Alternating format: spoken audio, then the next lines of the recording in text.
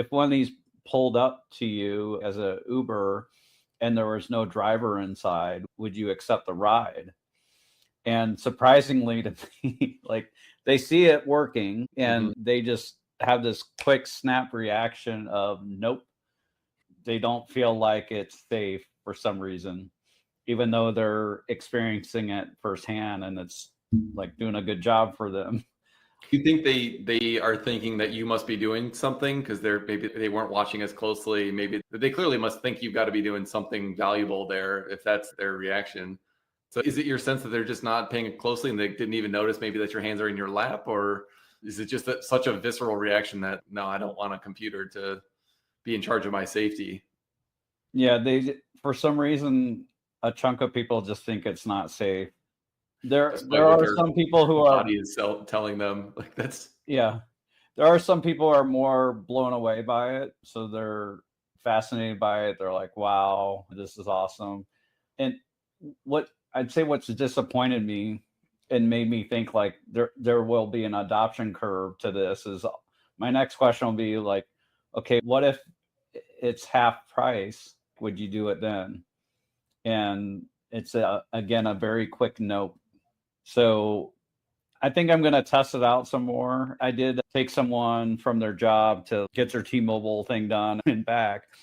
And I asked them, I said, if there wasn't a driver here, and then I framed the question a little differently, and you weren't getting in the car with a man, so this was a woman, would you do it? And they said yes. And they said, absolutely. And they said, oh, this is cool. Yeah. So I'm not sure that I think that's necessarily indicative of what the rollout's actually going to look like. I think what it does highlight importantly is that there's going to be some serious mental hurdles for a lot of people. Mm-hmm. So it's not the sort of thing that like Tesla just launches and boom, there's like maximum capacity utilization over 1 million robotaxis. I do think there's going to be some growing pains in terms of customer adoption and people just changing their behavior. That's not the sort of thing that happens overnight. So that's, I think, is pretty helpful that you're highlighting. But at the same time, I think if you ask someone that, I think it's very reasonable to think that their gut reaction will just be like, nope, don't want that. Sounds scary, too dangerous.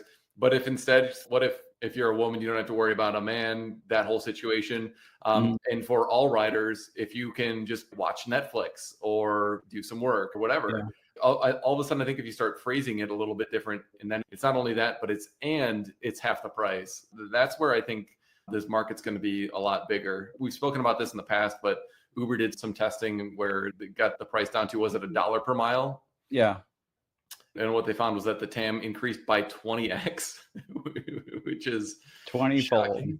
20-fold increase in demand. When we built up our model, and I'm thinking we should really do a deep dive in robotaxi economics. We haven't done that in a while, but I was kind of losing my mind with some of the comments I was seeing on X this week. James Catt had one about like how it doesn't matter like if you pay $100,000 for a vehicle or 25,000 or 150,000 versus 25. Like you have to depreciate 150,000 over 150,000 miles or whatever it's going to be. Like it does matter. That's $1 a mile. It's a massive for the hardware.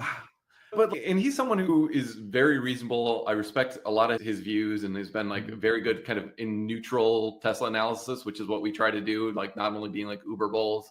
Yeah. But when I see comments like that, I'm just like, that makes zero sense. Okay, you can say that it's only a 40 cent per mile impact or something like that. And then you can make the case that doesn't matter. But I think in the long run, having a 40 cent per mile disadvantage is going to be deadly to your business model. I don't think you can survive in the long term if you don't have the lowest cost. And it's not only the lowest cost of the hardware, it's also like the most efficient in terms of kilowatt hours or miles per kilowatt hour in like the lowest cost kind of sensor suite and everything like that. So putting the whole package together, I think is where Tesla is going to have this like massive advantage where, I think conservatively we'll be able to charge 60 cents per mile and still be profitable and still have it be profitable for robotaxi owners.